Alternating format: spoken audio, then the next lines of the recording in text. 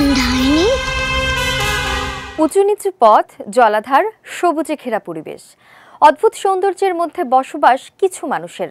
তাছাড়াও প্রকৃতির মতোই সুন্দর, সবার কণ্ঠেই সুর, ছন্দময় তাদের কথা। হঠাৎ সেই লোকালয়ে পাওয়া যায় এক ছোট মেয়েকে যার কণ্ঠে সুর নেই। সেই গ্রামে কণ্ঠে সুর না থাকা যেন একটা অভিশাপ। ছোট মেয়ের অভিশাপ কাটে, কণ্ঠে সুর আসে, কিন্তু কিভাবে? সেটির পেছনে ছুটতে গিয়ে বের হয়ে আসে ডাইনির কথা। প্রকাশ্যে আসতে থাকে আরও সব কঠিন বাস্তবতা।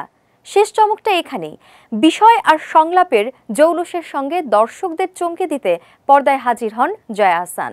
তাকে এখানে পাওয়া গেল ডাইনি চরিত্রে। চরকি অরিজিনাল সিরিজ দ্বিতীয় শয়ের শেষ পর্ব বেসুরা প্রকাশ পেয়েছে। সিরিজে ভয়ের নতুন এক ব্যাখ্যা দিতে চেয়েছেন পরিচালক নুহাস হুমায়ুন।